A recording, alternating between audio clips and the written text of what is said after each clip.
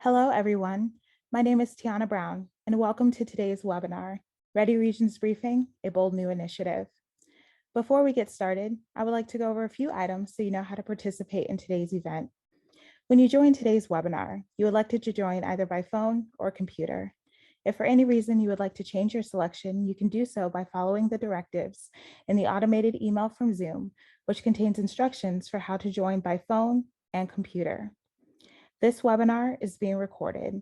All participants are placed on mute for quality assurance. You will have the opportunity to submit text questions to today's presenters by selecting Q&A on your control panel located at the bottom of your screen. You may send in your questions at any time. We will collect these and address them during the Q&A sessions throughout and at the end of today's presentation. I would now like to turn it over to Kathy Glazer, the ECF president. Thank you, Tiana, and good afternoon, everyone. We're so glad that you could spend some time with us today to learn more about Ready Regions. This slide gives you a sense of how we'll spend the next hour or so.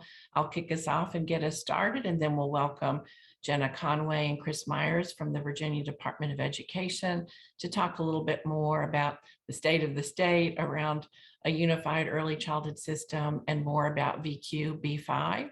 And then we'll turn to Amy Hathaway at the Virginia Early Childhood Foundation to learn more about Ready Regions specifically.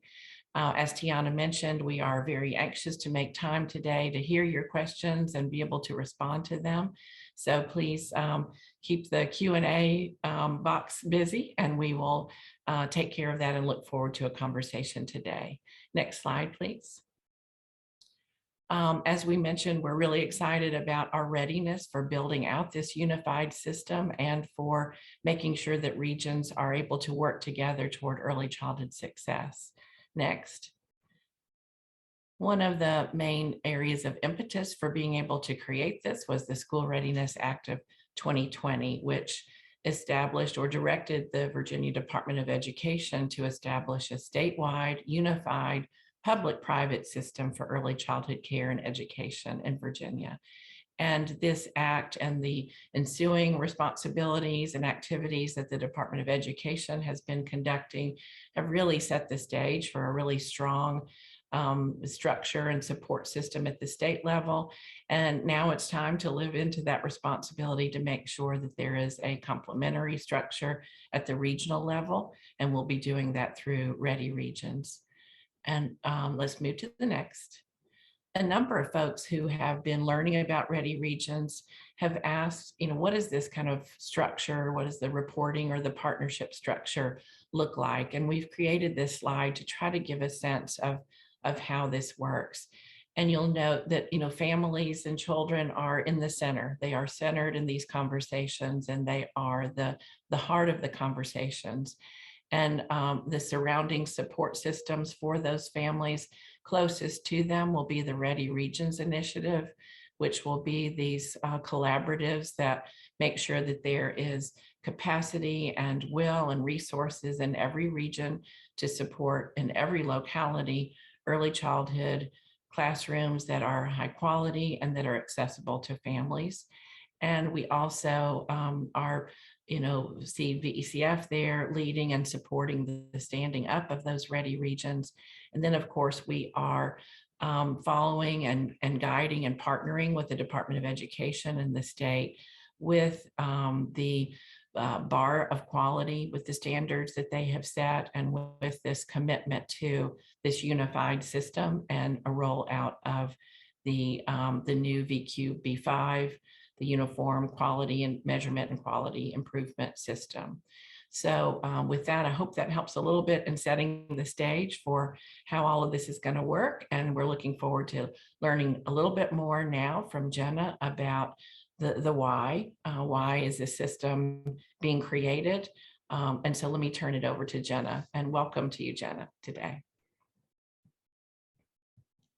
Wonderful. Good afternoon, everybody. It's great to be here and to have so many participants on the webinar this afternoon to learn more about our public-private work to strengthen school readiness in Virginia. We really appreciate you spending the time with us, because we know it's an incredibly busy and still stressful time. And yet we also know that you're deeply interested and passionate about what's happening in early childhood in this space in the Commonwealth.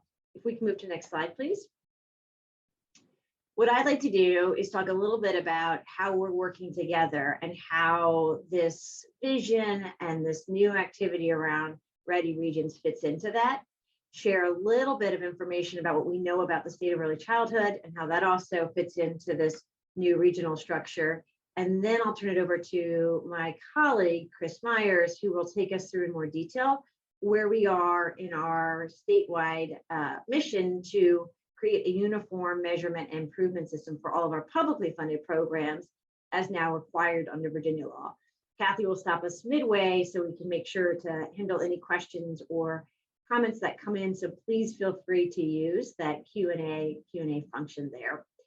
So taking a big step back, how does this work around the Ready Regions line up with what we are trying to achieve together? We know that nearly 4 out of 10 children in the Commonwealth enter school without the key literacy, math, social emotional, or social skills needed to be successful. And we know that should never be on the backs of little children, that it's us as the adults have to figure out how we build a system that makes sure that every child has the opportunity to enter school ready. We know part of that is about access, right? In our work together, think about how do we make sure that all families have affordable access to and can choose the option that makes most sense for them and for their needs. We also know that a part of that's about quality, right? And this forever question about what does it mean to offer a positive learning and development experience for our infants, toddlers, and preschoolers? How do we think about that and measure that at scale? And how do we support every educator to be the best that he or she can be and to be continually improving, thus ensuring that there are quality choices for all of our families? We've got to reward our programs and our educators for that incredible work, as well as make sure that they're fairly compensated. And we've got to, as a system, work together to make sure we're inclusive of every last classroom, that we're using the new data at our disposal to kind of figure out what works best for our children, their unique needs, the unique needs of our programs and educators, and then making sure we're maximizing all of the local, state, and federal resources to provide as much opportunity to our little learners across the Commonwealth. Next slide, please. That's a lot of words. So what I've been doing of late is also trying to simplify kind of how this work fits together, what we're really trying to achieve at its core. So it's really a question of like making sure that more families have affordable options, have access to sort of choices, that there's quality right across those programs so that there's a positive and warm, caring learning experience no matter what you choose. If we can solve for both of those things, we know we can lead to more choices for more families. And if more families can choose an option that puts their child on track for success, or their children on track for success, we know that we will have more children in the Commonwealth coming to school ready, fully prepared to fulfill their potential. Next slide, please.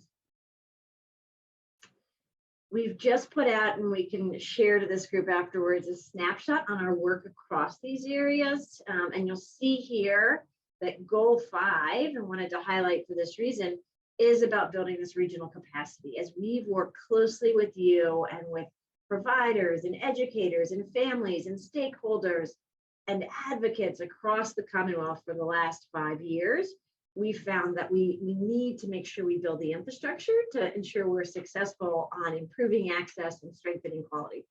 So in this snapshot, we talk about access and choice, again, more choices for more families and the work happening there. We talk about our deep engagement of families. We note our goal and our progress towards improving quality. We talk about how many programs are now included, right? Big steps. If you remember, we're moving away from a fragmented system where we had different measures of quality, or we had optional measures, to one where every program that takes public dollars, it'll be part of this. And in that, it leads to kind of our 5th goal, or kind of important piece, is making sure that we have the right infrastructure in place to deeply engage families across every pocket of our state, to think about questions and solve for problems of access and quality across every pocket of our state, and to make sure that we are building the relationships that enable us to be successful, that reach every last classroom, whether in a family day home, a childcare setting, a faith-based preschool, a Head Start program, or a school-based program. And doing that requires us building these ready regions to make sure, as you see with that map, there's not a county uncovered. There's not a city that's left out. That's what we need to do at this stage to make sure we can include every single classroom, educator, owner, director, leader, principal, as well as child and family. Next slide, please. And our work is kind of compelling, right, because of where we are today. And so I just want to briefly touch on this. The great news is that we are coming back. We had historic setbacks in early childhood enrollment last year. We had lower numbers than we'd ever seen before in terms of preschool and Head Start. Our childcare subsidy program, which makes childcare affordable for thousands of families across the Commonwealth, the numbers dropped significantly. Everybody was staying home, mostly to keep safe or because there were challenges with job or life. And as a result, our little learners didn't have the opportunity to be in preschool. We've been able as a system, thanks to the incredible work of our operators on the front line, childcare centers, our Head Start programs, our schools, been able to bring everybody back. And we are now literally opening sort of in person across the state. All of our schools are open, all of our Head Start programs are open for business. And 92% of the childcare programs that were open and available as of February of 2020 are now back open. Our enrollment is back. We have helped parents again understand the importance and the promise of pre-K and preschool. And we also know that families are choosing our public-private options, like childcare subsidy in really big numbers, right? Meaning that we have to find every last classroom, every last program that take public dollars. And that requires building an infrastructure we've never had before. That's the positive. The challenge we face as we go forward is that we continue to see that our littlest learners have experienced pretty significant setbacks, particularly when we look at their literacy and math results. And for all of my providers out there working the front line this afternoon, you know, it is brutal out there. The staffing challenges continue on. Everybody is exhausted, fatigued. We know that we still don't have enough staff. We know that it is fierce competition for staff, and attracting, recruiting, retaining staff remains an enormous challenge. And more than half of our programs are reporting that they would serve more kids if they could find more educators. Next slide, please. So with that in mind, we think this regional work is more important now than ever, and this work around developing, establishing a statewide measurement and improvement system. This chart basically shows what I just spoke to, which is that 42% of our children are coming to school not ready in one of those areas, which means they're kind of not starting at the starting point, right? If kindergarten is the starting point for your K-12 education, about 42% of our children are starting a few steps behind, right? And that's really challenging. We can try to play catch up, but we know that's so much more difficult than if we can intervene early. And as this chart shows, that the significant setbacks are really in literacy and math, and the ways in which through play, through engagement, our preschool programs do an incredible job of helping kids build those fundamental skills in addition to the social emotional skills. What this means in concrete numbers is for this year's kindergarten class, more than 20,000 of them are at serious risk of not being able to read on level by third grade unless we sort of do some intervention. Now there's work happening in that space, but that's a really big number when you think about how many children and families are affected. Next slide, please. The other important thing to flag, and I'm going to tie this back to Ready Regions and why we need to be inclusive of every program, every family day home, childcare, faith-based preschool, Head Start, early Head Start, school-based program that takes public dollars, is we know that even within these numbers, there's some pretty concerning persistent trends, and that our children who come from historically underrepresented groups are much less likely to have the opportunity to come to kindergarten ready. So think about overall, if 42% of children lack that opportunity, those numbers jump up significantly when we think about our Black and Hispanic students. When we think about our children from low income backgrounds, our children who are multilingual learners, which we know in certain areas of the state, those numbers are growing in leaps and bounds. And our children with developmental delays or special needs, they are significantly less likely to have access to that high quality experience and to be able to come to school kind of at the starting point. The positive piece here, and what I want to sort of to end with a note here, is that we also know that the programs that you offer can make a huge difference. So we've got to build a regional infrastructure that gets to every last classroom and is constantly thinking about, how do I make sure there's more opportunity? How do I partner with the existing programs? How do I support them to grow and serve more children? And ultimately make sure that every family that wants an option has an affordable choice that helps put their children on track for success. Next slide, please. So with that, so I've given you kind of our big picture vision, how we're thinking about access and quality, working together to achieve more choices for more families. I've shared a bit of information about where we are as a state now. Exciting to see preschool enrollment and early childhood enrollment, I should say more broadly, up and back to pre-pandemic levels, but still deeply worried about our littlest learners, particularly those who are furthest from opportunity. Why do we care so much? Why do we, as the public partner here, is making a big investment in Ready Regions? Why do we care so much about this public-private partnership and these relationships that are being established across the Commonwealth? There are lots of reasons, and I'll spare you that because I'm probably getting the nod on time from Kathy and VCF, but there's 3 ones that I want to highlight for you today. I think the first is we deeply believe in the importance of reaching every last classroom and every last educator, right, where our children are being served. And so we have to work together, public, private, our programs down to the classroom level, to build a statewide measurement and improvement system. You know this as VQB5, that includes every last publicly funded classroom and educator. And we hope that the number of publicly funded classrooms and educators grows over time as we seek to offer more choices for more families. We need to build a public-private infrastructure to expand our public-private system.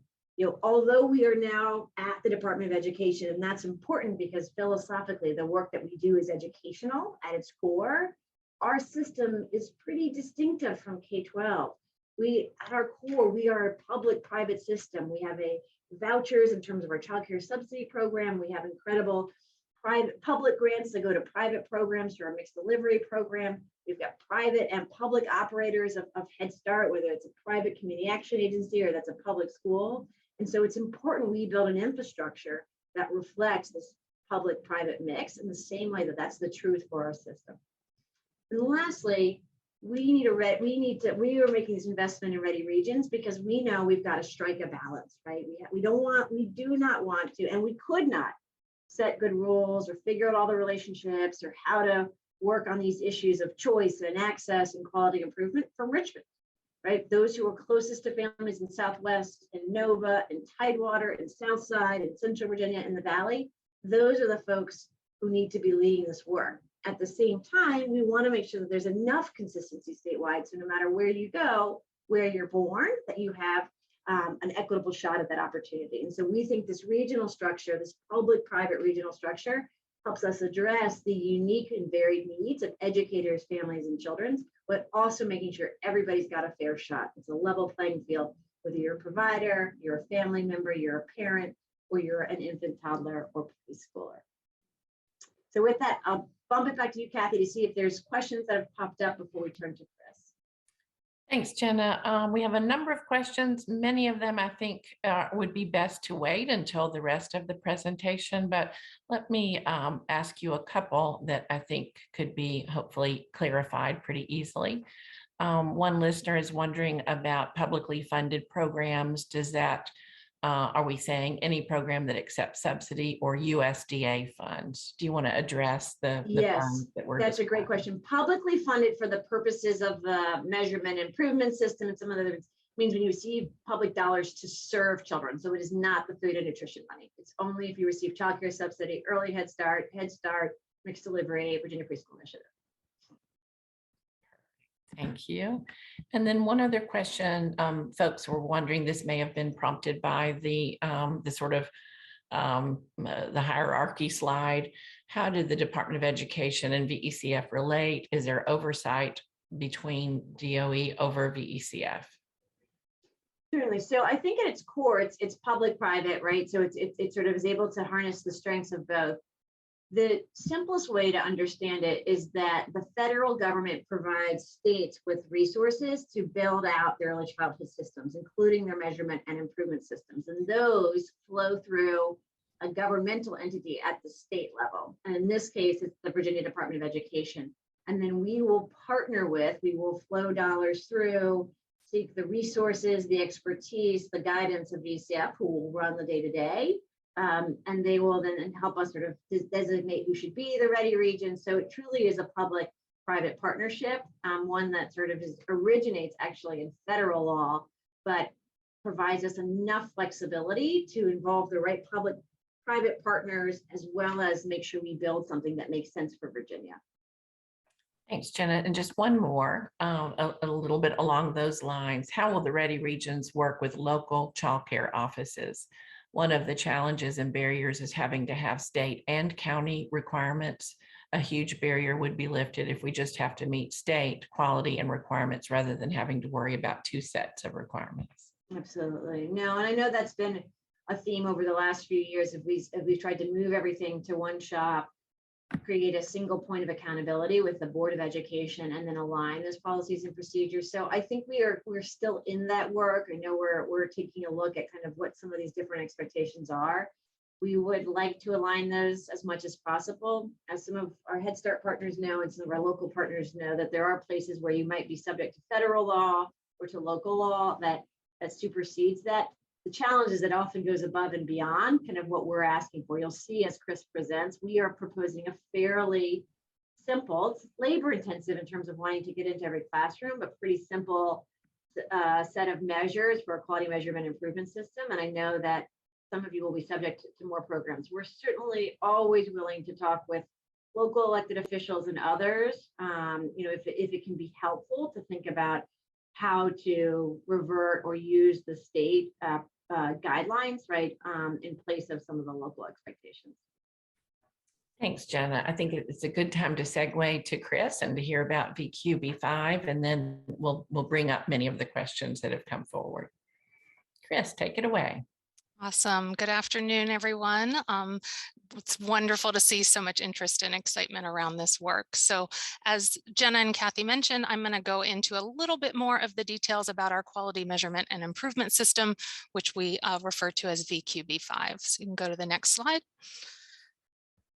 So this slide kind of at the top part summarizes what you just heard Jenna go into more details about that our current system does not offer all of our children equitable opportunities. So I won't repeat all of that again, but as you heard her say, that it's important that we have quality and then access to those quality sites. So what I'm going to be talking about really is how do we measure and improve quality. And so we need to ensure that we have a system where all of our children have access to those quality teaching and learning experiences. And to kind of summarize this system, it means that we're going to unify around shared and equitable expectations for quality. You heard Jenna say that we have had a lot of efforts over the years to look at quality, but they've been different among different types of programs and not always consistent. So we're going to really unify around our shared expectations, which I'll talk about in just a minute. And we're going to measure and work to strengthen teacher-child interactions and curriculum use, focusing on our publicly funded Birth to 5 programs. And then that measurement information will really help guide the improvement work. So we want to then work to improve the supports for our educators, prioritizing who needs it most. Next slide. So our VQB5 system is in development currently, and so we have a couple practice years before we fully launch this system.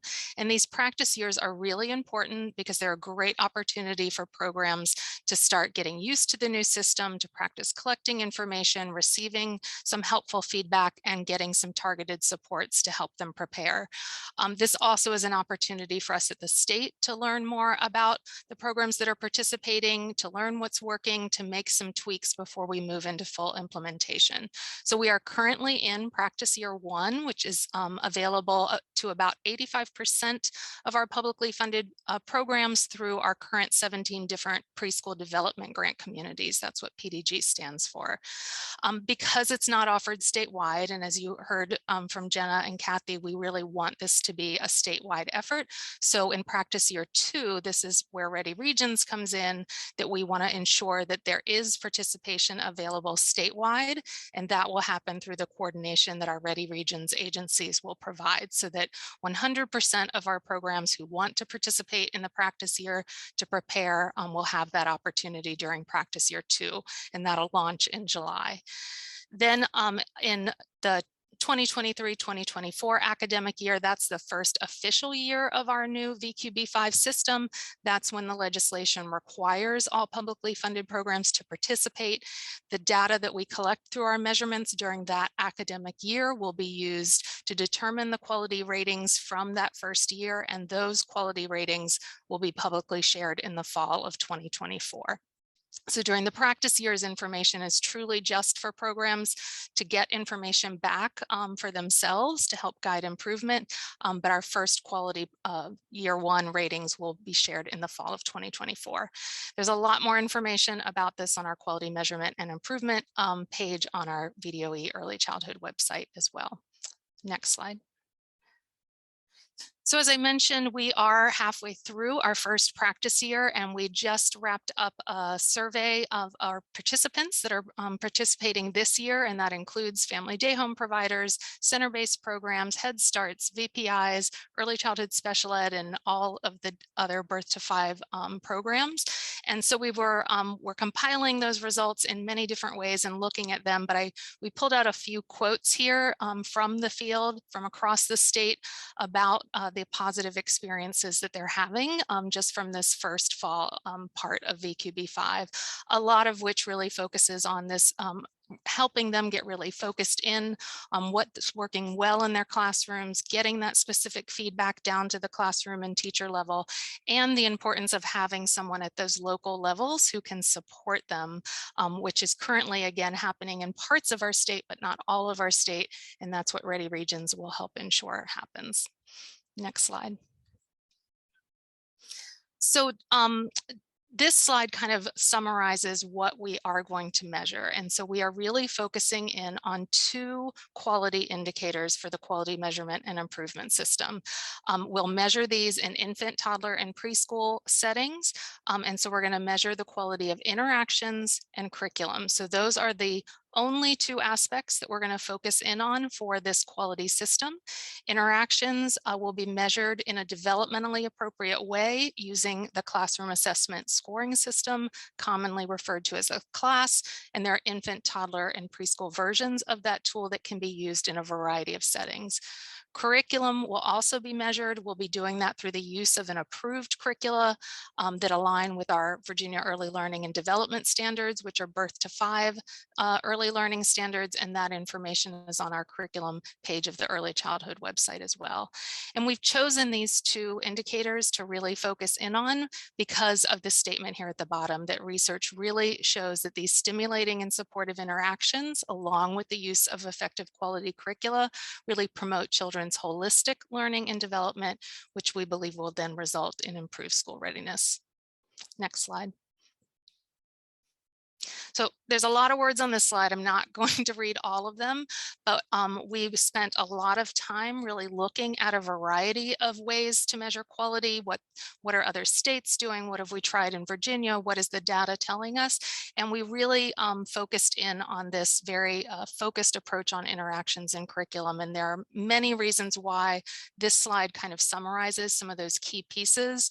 On the left, you see a lot of the kind of summary information about the importance of interactions interactions and the use of the class tool to really hone in on those different aspects of quality teacher-child interactions, how that leads to improved children's outcome, how we can do that in a way that is equitable across different types of settings and age groups. And because we have a lot of experience with that tool in Virginia that we've been able to build on and learn from. And then we know that effective curricula is really important as well, aligning with our state's early learning standards, doing that in a way that can really be developmentally appropriate and focused in on what our children need as well. So again, much more information about why this focused approach is available on our website as well. Next slide.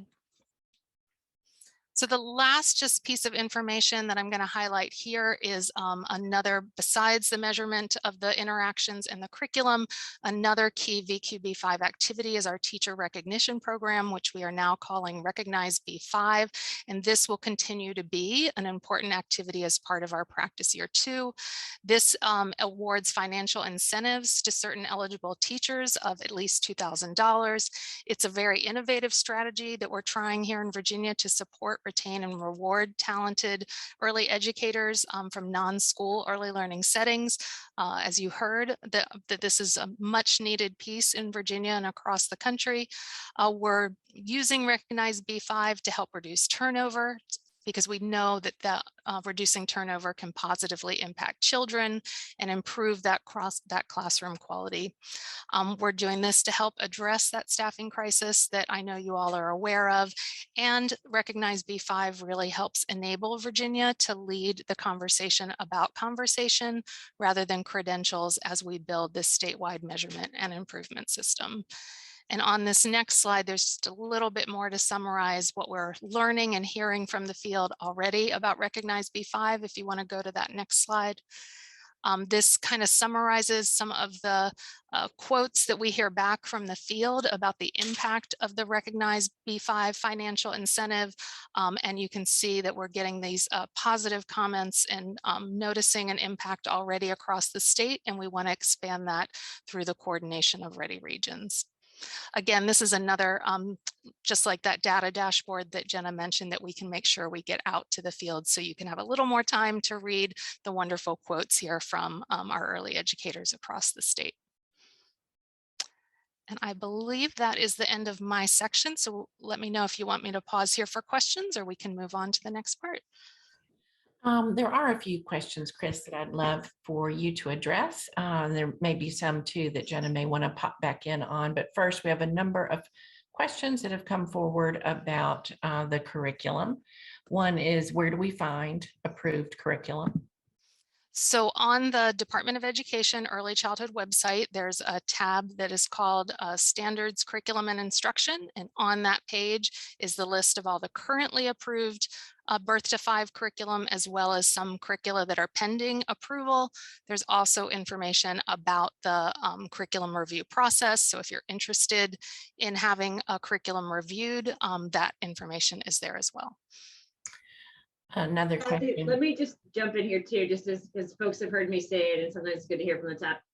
We are also in the very final stages of putting out a free or low cost option for folks who may not have an approved curriculum, or may not be able to afford one. So please, you can take a look at that list if you currently have an option and you would like it to be reviewed, or if it's already on there.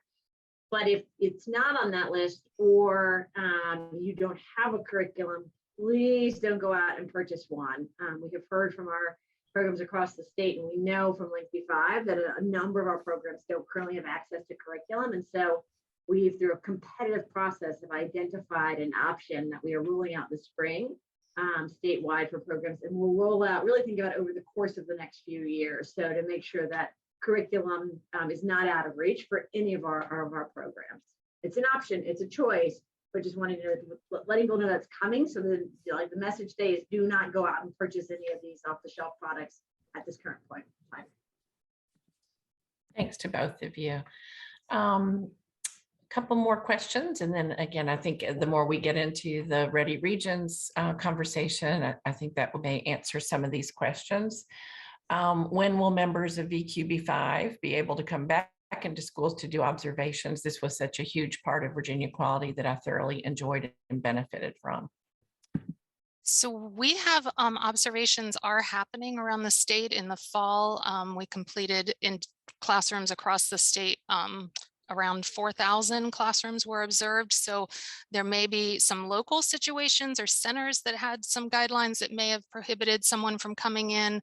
But from the state perspective, as long as any local health and safety guidelines are being met and the site is allowing those visitors, those observations can be completed. Thank you. And Chris, I'm going to toss you one more before we move on to Amy's presentation. What support will be provided to educators in between the two measurement cycles of class to strengthen and improve quality interactions throughout the year, especially for professionals who speak a language other than English? Great questions, and a hard one to answer in a few minutes because there's many different ways that support will happen. And one of our goals is to really base the type of support and options that we give to programs on the results of their fall measurements. So based on those fall class observations, whether or not the program needs assistance with curriculum pieces, that would help guide the types of support that programs would get. And so those supports might happen at a local or regional level through trainings, opportunities to be in learning communities, coaching, and then some types of resources and support that are coordinated at the state level through different partner agencies as well. So a variety of types of improvement support that will be available. And we're also working to try to translate as many of our resources as we can and to try to connect folks with observers and trainers who can support them if they need to be in a different language as well. Thank you. And I'll just note that there are many questions that are related to more about curriculum, more about use of the class, of course, more interest in the recognized B5 and the teacher recognition grants. But I think at this moment, we'll move on and turn to Amy for a presentation about Ready Regions. And if we have time, we'll circle back and also see how the questions may shift and change once a little more information about Ready Regions is provided. Thank you, Chris. And Amy Hathaway, welcome. Yeah, thanks, Kathy. I'm so happy to be with everybody today, and I echo the other speakers' thanks for people taking the time out of your day to learn more about these exciting initiatives and how you will be able to participate in them. You know, there are a lot of exciting changes coming to the way we're coordinating these supports for communities, for the benefit for communities, providers, families, and children. And starting this year, Ready Regions will be bringing unprecedented levels of coordination, accountability, and family engagement to early education programs in every community. And as Jenna mentioned, that can't be done solely from the top down. It needs to happen coordinated at regional level, and every corner of Virginia needs to be represented. And so we're happy to be able to start doing work in this way. This new structure builds on the strengths of Smart Beginnings programs, which served Virginia in several regions very well over the last several years. Next slide. So what is changing? We know that many of you, just by definition, those of you who are interested and participating on webinars such as these already work in this space and are already as committed as we are to making sure that every Virginia community has these characteristics. We are looking forward to continuing to work with you all as we move towards a Virginia that is accountable, meaning that Virginia's early education system will prepare all children for success, that it's parent-centered, that families must be engaged in designing a system that works for everyone, and it needs to be responsive. Parents must be able to choose the childcare that they want and need. Early childhood care and education programs need consistent supports so they can deliver this quality, and that every community in Virginia should be a place where families can thrive. Next slide. So what does Ready Regions look like? The organizations leading Ready Regions were determined through a competitive grant process that happened throughout the late summer and fall of 2021. They have started the planning process and getting ready to fully implement their supports later this year.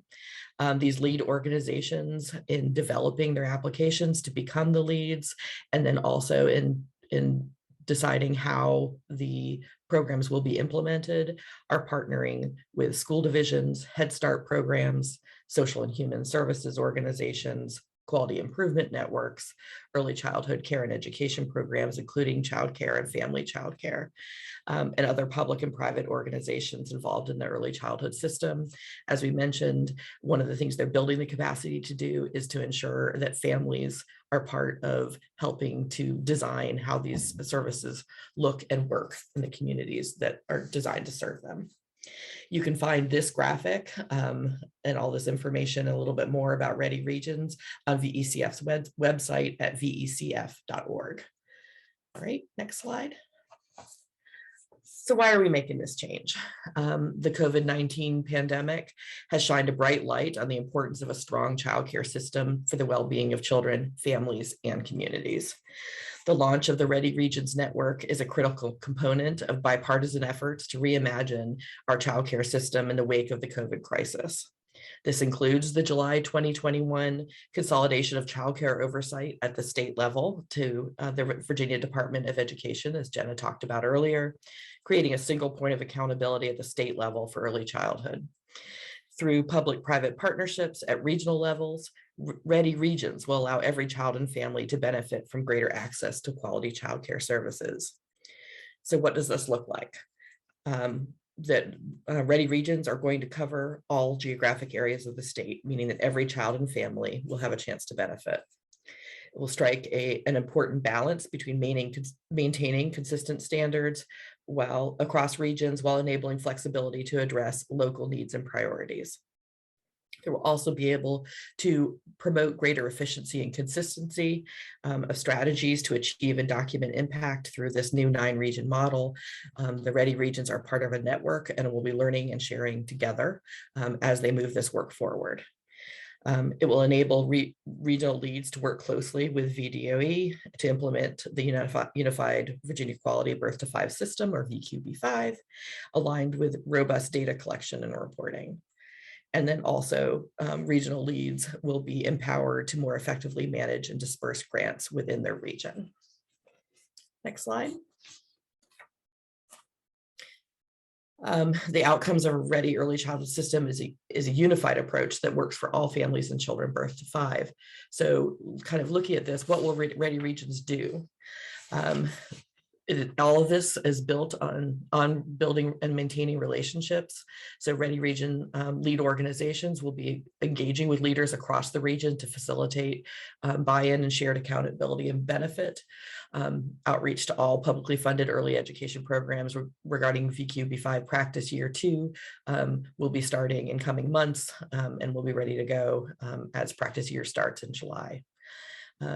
Ready Regions will be charged with strengthening quality, ensuring all components are in place to coordinate that quality measurement and guide the improvement in publicly funded classrooms as part of VQB5. And so in this coming year, as part of practice year 2. They're charged with increasing access because no one provider can serve all children. Providers must collaborate in order to reach as many families as they can, serve as many at-risk children as possible, and maintain high enrollments to help them meet their expenses. And so coordinating enrollment processes at a regional and community level will be critical.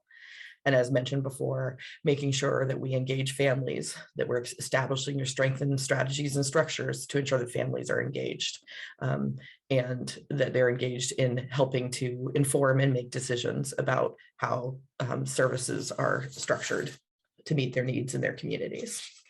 Next slide. So what does this mean for communities? Ready Regions will provide a stronger and more reliable support for childcare providers so that they are supported and families can have access to quality, affordable, convenient childcare and early education. Ready Regions will also engage with families, as mentioned before, to ensure that the system is designed to meet their needs and preferences. We'll build strong public-private partnerships to ensure stable early childhood funding and long-lasting access, and coordinate VQB5. Right, next slide. And what does this mean for early childhood care and education programs in the region? I know many of you are on the call today. Ready Regions will serve as your entry point for participation in VQB5. We'll coordinate class observations and feedback on practice for early educators, collect gap data to better match childcare supply with parent demand, so help understand where there are not enough slots to meet parent choices in terms of what meets their needs and preferences, and focus on effective family engagement and streamlined systems for coordinating enrollment. Okay, next slide. So that's a lot about Ready Regions. These are lofty goals. These are critical to making sure that we can be successful in the work we are all doing to support our communities, to support early childhood educators and parents and children in their communities. So as you think about what you've learned about VQB5, what you've learned about Ready Regions, take a second to imagine that we are in 2025 and every Ready Region has been active for 3 years. As an early educator, a parent, a practitioner, a community leader, a person who cares about early childhood. How do you believe and hope that the future will be different from where we are today? Take a couple minutes to think about this. And if you'd like to, please, enter that in the Q&A box.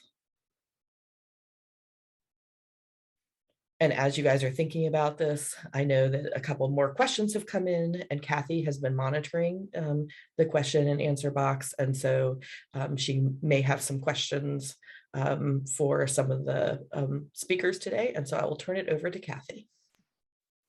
Thank you, Amy. Appreciate the information you provided. We do have a good number of questions, and some of them are around privately funded programs. So the non-publicly funded programs. Can privately funded programs, for example, have access to the curriculum? And are they able to be part of the Ready Regions and the VQB5 model? That may be Chris, Jenna, you all may want to address those questions. Sure. For VQB5, so the system is required for publicly funded programs starting in the fall of 2023, but non-publicly funded programs have the option to participate with the idea that the supports will be prioritized for publicly funded programs. That's the same as in our practice years as well. And so the types of support that we'll be offering through VQB5, other programs do have those options to look into that, and they can get more information by signing up, which I just want to mention from some of the other questions too. There is an interest form for practice year 2, which we can send in the follow-up email. So if you're wanting more information about how you can participate in practice year 2, which would include the recognized B5 incentive, because that's through participation in VQB5 in the practice year 2, that interest form can get you to the right person to follow up with you to give you more information. So we'll make sure to have that interest form linked in follow-up communications. Thank you very much. Appreciate that. We have some other questions that are related to the potential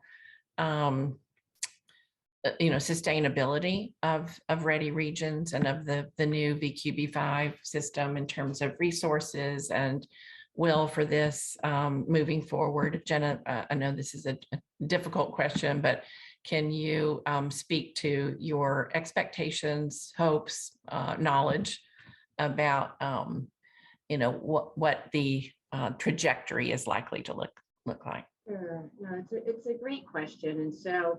And I think we've tried to be thoughtful about this, as well as for those of you who've been with us through some of the work around the preschool development grant will note we have been evolving, right? We've been changing a bit along the way.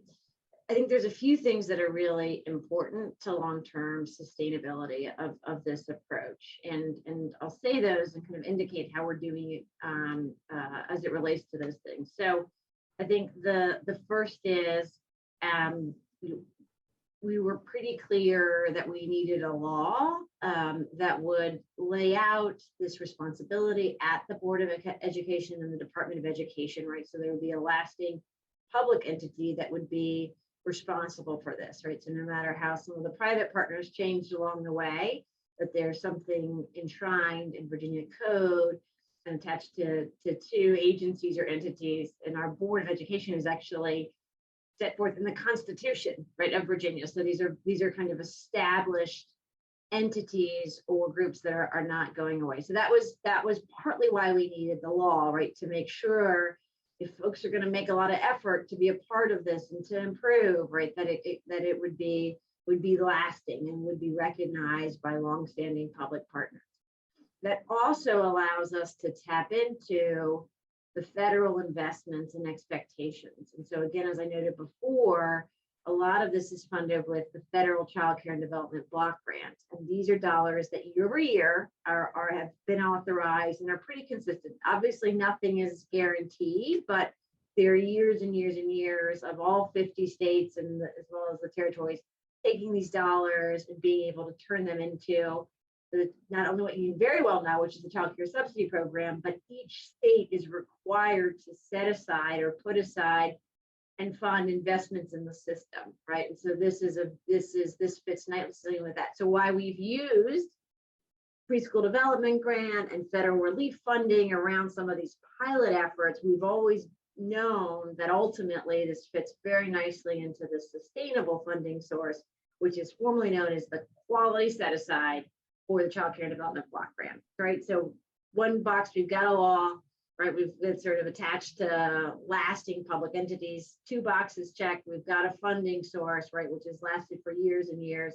Really goes back, I think, to the Clinton era, and continues to be authorized or sort of they put enough funding in it to do this work, and it complies with that expectation. And then the third piece is, I think, going back to some of the points that Amy made, we've also tried to do this thoughtfully, right, with this idea that it's a competitive process. So maybe this exact Ready Region doesn't stay forever, but that the structure, it builds on the years and years of Smart Beginnings, right, builds on kind of these fair, consistent, well-timed processes with sufficient funding for folks to make these investments regionally. And we hope to see that in terms of really supporting a thoughtful standing up of these entities, helping them, making sure there's sufficient funding for them to hire the staff in a more permanent fashion to be able to support this work.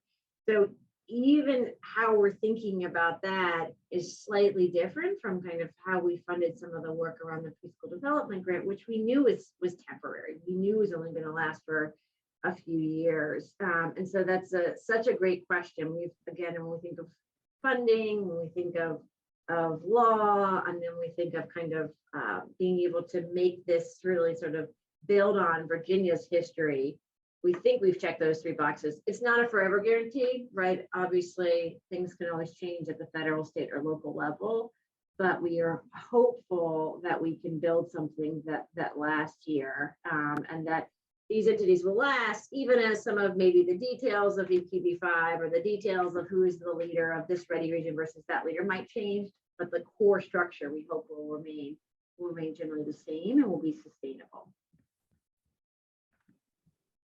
Thank you. We've also had a number of questions, getting an echo here, related to teacher prep programs. And so what is the relationship for supporting early educators to be well equipped to serve in these classrooms? Absolutely. That's another really, really good question. And one where we are, again, trying to be very thoughtful about this question of how much needs to be exactly the same and how much is slightly different because of the program expectations. So one of the things that we heard loud and clear is that Virginia and our families and our private partners, it would not be possible to significantly increase the credential requirements for being a child care teacher in Virginia. I mean, we really heard that across the state when Commissioner Storm and Superintendent Lane, Ford, I know the governor and First Lady heard that, and that, you know, that remains true. And so the move to the Department of Education, if you look at what we reflect on what Chris presented, there are no credential requirements attached to being licensed by the DOE, taking child care subsidy, or being part of VQB5. I think that's really important to note that. That doesn't mean that we don't think it's important and we're not supporting it. And so we plan to continue to work really closely with all of our partners, including VCF and Pathways, but to make sure that we're making sure there's an array of options at community colleges across the Commonwealth, looking at how those matriculate to our four-year institutions. For the last 2 years running, we've been able to fund every scholarship that came to us to be able to support folks to further their education. And we're also thinking about whether it's from the curricular option, whether it's related to VQB5, how do we think about preparing and orienting our new educators as they come in? Because I know this is something that's come up a lot, is that folks are having to hire individuals who may not have the traditional background, and what do they do in those first 30 days, 60 days, 90 days to support them. So we make pretty big investments on the improvement side and want to continue that. But we want to do that without requiring any change in the current credential requirements, right? Which looks slightly different for childcare than they do for Head Start, which has its program standards related to requirements, and then to be employed by a school division.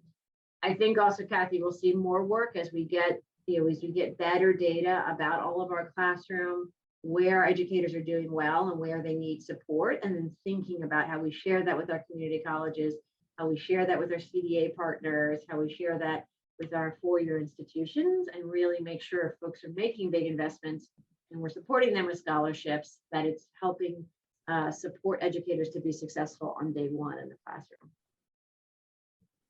Thank you very much. And I see, oops. Jenna, would you mind muting your, thank you. It looks like we have 3 minutes left and oh, so many questions still on the bubble. Really appreciate all of the interest and curiosity and enthusiasm. I think there's one question that I'd love to toss to Amy to get started on to kind of bring us home today. And that's the very good question about how, you know, because of our commitment that families will be centered in designing and implementing these systems. What are the ways that we will be engaging with and including families in those processes? Thanks, Kathy, and thanks for that question.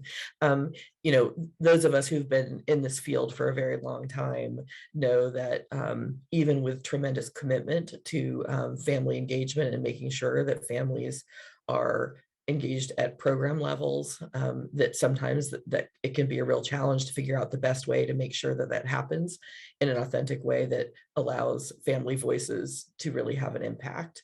And I think, you know, we are humbly learning how to do that well. We've been really lucky that through preparing for Ready Regions to be able to learn from communities within Virginia, and some of that including work directly with families to inform what can work for this to happen in terms of helping design Ready Regions that will be responsive to their needs and preferences and hear their voices. We've also been able to look at some work that's been happening in other states and also be talking to those who have done work in this area and have kind of had the chance to learn from the early childhood field and then from other fields how this can work and work well, and have been working to provide guidance to Ready Regions, and they'll be, you know, working for the coming months and years to make sure that they're putting effective ways in place for families to be able to provide that guidance. Looking forward to meeting with them in the next couple of months to kick that off. Thank you, Amy. I just am really, first of all, want to thank all of the participants today. I think just reading through the comments in answer to Amy's question about imagining 2025, they're inspiring to read. Really appreciate the way we all hold these opportunities and the vision so close, and really appreciate the commitment around that. Also would really like to thank Jenna and Chris and Amy for sharing the information today. Wish that we had a chance to answer every question, every good question that came forward. We will pledge to continue to communicate about these initiatives as they roll out. You can certainly log on to vecf.org. And there's also a transformation page on the VDOE website in the early childhood area. And it's also really informative about how each of these initiatives is moving forward to create this unified system. And we'll look forward to continued conversation and to see the progress made in the coming months, and appreciate the partnerships of all involved. With that, we hope you have a great afternoon, and thanks again for joining us.